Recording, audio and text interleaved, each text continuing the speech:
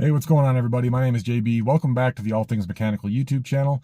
As you can see, we are sitting in our 2018 Chevy Silverado again, and today I'm going to fix one of the most annoying issues that we have to deal with this thing. Every time we try to fill this thing up with fuel, it clicks the pump off almost immediately. It's not throwing a code yet. Typically a P0446 or P0449 code is what you get when that's happening, but it's not doing that. I don't know why it's not doing that, but there are no codes present in the system right now. My theory is that we have a bad vapor canister vent valve solenoid assembly. So we are going to replace that. It's actually pretty easy to get to, at least the actual main portion of it is pretty easy to get to on these trucks. It's just right underneath the cab here. So let's go ahead and jump down underneath the truck. We'll take a look at the setup here, and I'll show you what I'm going to do to fix this problem. Come on with me. Alright guys, here we are. We're standing on the driver's side of the truck right now, and what we have right here is straight from the GM mothership, a brand new vapor canister vent valve solenoid assembly. This is GM part number 841-48817. I got this from Rock Auto, but you can probably find them on Amazon or wherever you want to order your parts from. Anyway, like I said, we're on the driver's side of the truck right now, and if you have a crew cab, your vapor canister is basically right underneath the driver's side rear door. So we're going to just climb up underneath here real quick. And if you look right in front of the fuel tank here, you'll see the bottom of the charcoal canister, which is this guy right here. Now, I'm going to try to orient this a little bit better so you can see, but just in front of that is our old vent valve solenoid assembly. Now, there is one electrical connector that you'll need to release here. This red tab is a gigantic pain in the butt. You're going to want to spray that with some kind of lubricant because these tend to lock up really, really easily. And this part that you're supposed to be able to slide down, this red part, these typically will just break off. They'll just snap right off. And then if you do that, you risk having this connector actually coming loose while you're driving down the road. So that's kind of a pain. But then really the only other thing you need to worry about, this whole assembly comes basically packaged like this for a reason. You just unbolt it at the top here. I believe it's a 10 or a 12 millimeter bolt right here at the top of this bracket. And then you just have to disconnect. You just squeeze these tabs right here on the top of your actual line going into the charcoal canister. You pop this guy loose, disconnect that, disconnect your electrical connector, and then you can fish out the rest of this going all the way back. This is the actual tube that goes back past the gas tank all the way up by the filler neck up here. I don't know if you guys can see that or not, but this is the other end of that hose. That's your fuel door right here on the outside of the truck, and this is the filler neck that goes down into the tank. This is the other end of that hose assembly where the filter is. So you basically need to fish it out of here on the back side of the tank. It's kind of a pain in the butt to find it. It's kind of tucked up in there, but it's there. You just have to trace your way around the frame rail and pull that hose out, and so you can get it completely loose from there. And then you just pop the new one back in. It's actually pretty simple to do. Far easier on this than it is on the Tahoe, for example, which I just had to do last week because everything is completely exposed here. On the Tahoe over here, it's actually, you have to take the spare tire off because it's up underneath there. Obviously the fuel door is toward the back of the truck there, and the spare tire blocks access to the charcoal canister and all that stuff. So anyway, I'm going to go ahead and pull this thing off. I'm going to figure out what size wrench I'm going to need to get that bolt off of there, and we're going to start disconnecting hoses and connectors and whatnot, and I'll bring you back when I get further along in the process. So give me a couple minutes. Alright guys and gals, as you can see, I've got everything loose here. It's actually a 13 millimeter bolt that bolts this bracket to the frame. You can get around behind on the back side of the frame here with a ratcheting wrench and get that out pretty easily. It's a lot easier to access from the back side because this hose right here will actually kind of block your access trying to use a wrench on this side of it. You need to be over toward the outside of the vehicle, toward the driver's side running board basically. You can come at it with a ratcheting wrench from back there and you're going to be just fine. Now, the electrical connector is something that gives everybody a bunch of trouble. And this one is kind of a pain. It's a very, very short lead that you have to work with here. Typically, like I said, when I showed you that the first time, you saw that red safety tab right here. Well, that's gone. I ended up having to come in from the top side once I got this thing unbolted and took the hose off of the vapor canister. And I came in from the top with a small flat-bladed screwdriver and ended up pushing it out from the top. And of course it went fing and flew that way. So I think it might be up on top of here somewhere. I'm not sure. Maybe you guys can see it. If you do, let me know, because it's not on the ground anywhere that I can find. So I think I might have launched it into no man's land here at in the frame of the truck somewhere. So I'll have to keep an eye on that. But once you get that plastic safety tab out of there, you squeeze this electrical connector right here, and that will release it. You see that little tab in there? This guy, that guy. You squeeze that, and that will allow you to slide the connector down off of the solenoid assembly here. That's usually the part that gives people the most trouble. In my case, I actually had to go in there with some electronic parts cleaner and spray out a whole bunch of dirt that had built up that was actually preventing me from collapsing that release tab. So once I got that cleaned out, it slid right off, no big deal. And then to get these vacuum hoses off for the vapor canister, you see this locking ring right here. You just give that a squeeze, and that'll come right off. These are super easy to work on compared to something like my Tahoe, because there's so much open space here. You can get right in there with just your hand and just squeeze that and get it off. So not a big deal there. Now, the nice thing about this is that the entire hose that you have to remove is held on with these C-style clips. So the hose, if I can get my hand in there, the hose will just pop out. You just take your thumb and give her a squeeze there, and there you go. It comes right out. And then you can put the new one in just by slapping it back in there. So pretty easy to deal with. Just off, on, done. That's all you do. And these same style clips, I believe, are the same all the way down. So I'm going to go ahead and start working my way down the frame rail.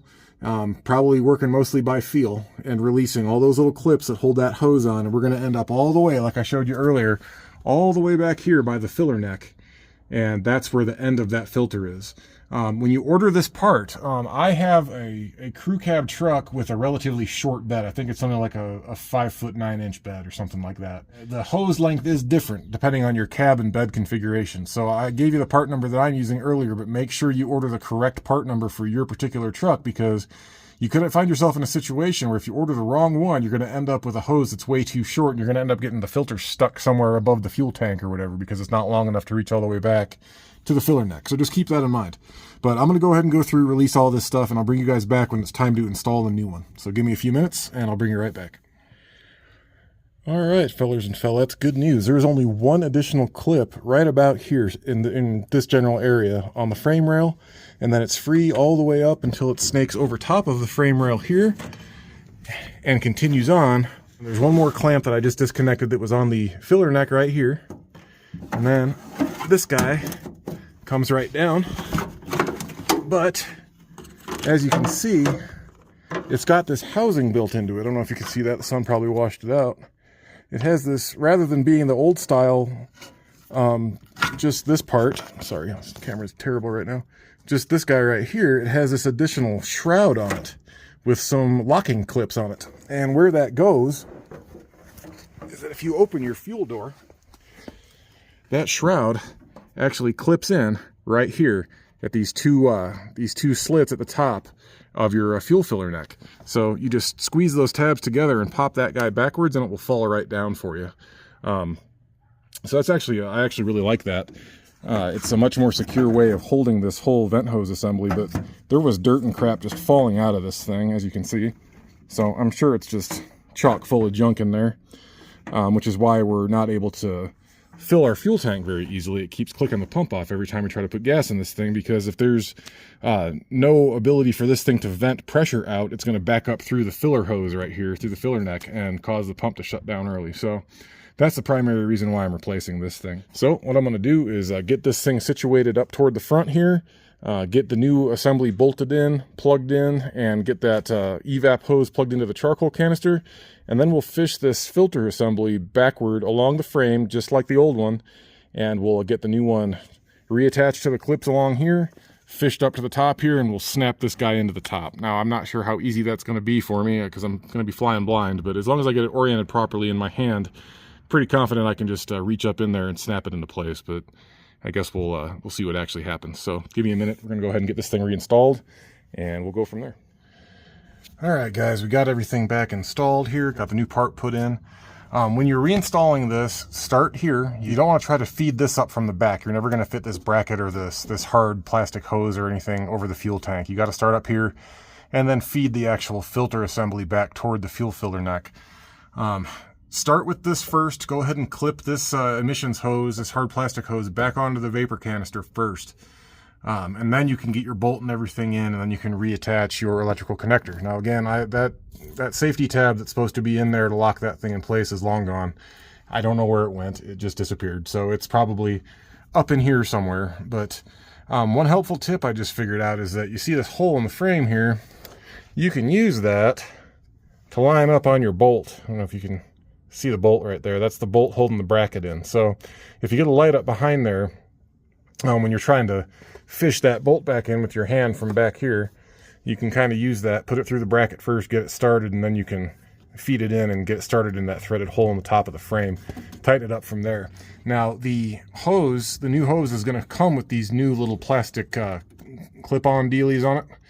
I didn't use those. I pulled them off because the old ones are in fine shape and they're attached to the frame, and they go in with those little plastic tabs or whatever, and they're kind of a pain in the butt to replace. So I just reused those. And there's one there. There's another one above the frame rail down here. And then in order to get the actual filter assembly mounted back up to the side of the filler neck, I ended up pulling out these two T30 Torx bolts right here and pulled this guy down. That way I could reach my hand back up in there and clip it into place. Short of doing that, you're going to have a real bear of a time getting that thing oriented in the blind, because there's enough room to get your hand up in there, but you can't see anything. So just save yourself the hassle. Pull those bolts out, and then you can reach right back around in there and attach that with the two plastic clips. Once that's done, you can replace the two Torx bolts that go here. They just line up in these threaded metal inserts. And then I'm missing the little plastic clip that actually holds the bottom of that guy on. It's been gone for years, so I'm going to reach into my stash real quick and replace that so everything is nice and tight. And there you go. You've just replaced your Evap solenoid. So the old hose, as you can see, is pretty gnarly looking, and this thing is absolutely full of dirt, so I'm sure that's why we were having issues filling up the fuel tank. But another helpful tip is that in order to fish this thing back there, let me grab the old one. Remember how I was saying this newer design has this extra clip-on deal that clips into here, right? Well, that's this guy. Taking this off will make it a lot easier to fish the filter assembly up over the fuel tank, because with this thing, you see all the dirt pouring out of it. Yeah, this thing was ready to go. In order to get that thing in there, it'd be almost impossible to do that with this extra bracket on there. So, well, I accidentally turned my camera off there and cut off everything I was just trying to say. But this is the plastic bracket, obviously, that goes on here, and it's just held on by two little retaining clips right here and right here. So if you just get a screwdriver underneath this thin little bar of plastic right there, you can pop that guy up and out of there, and this whole exterior bracket will slide right off, and it'll make it a lot easier to fit just this little box up along the frame rail and over top of the fuel tank, because it gets really, really tight back in here when you're trying to fish that up through this opening in the frame. It gets really tight, especially when you're trying to go back over this this cab mount back in here to get it to come out back over here. It gets it's a pretty tight squeeze when you have that plastic bracket on there. So popping that off and then replacing it when you get it fished up in there by the filler neck is much easier. So I'm going to go ahead and find a replacement plastic push rivet for the bottom of the filler neck assembly, get this thing bolted back together, and then we're going to be done. So let me get that going, and I'll bring you back for some final thoughts. Okay guys, got our two T30 Torx bolts bolted back in. This guy is nice and secure except for that bottom rivet right there.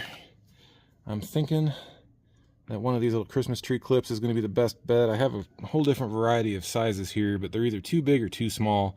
I don't like using these Christmas tree style ones because they're such a pain in the butt, but I think that's going to be the best case scenario for what we're dealing with here. So get that guy lined back up. I'll try to do this one-handed.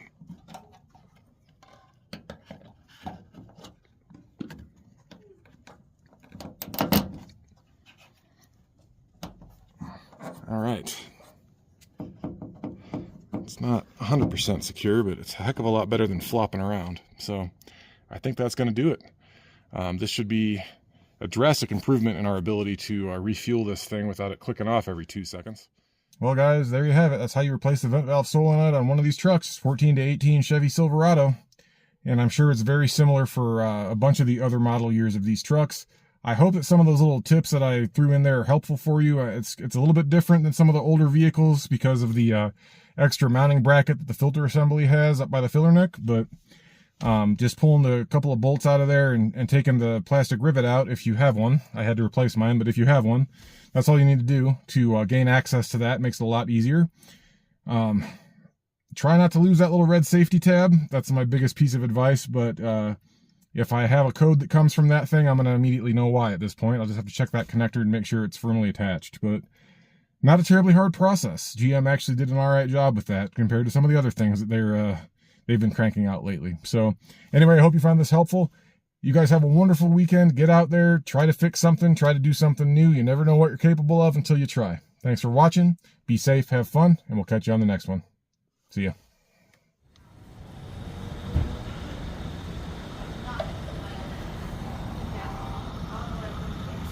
Man, that's so much better.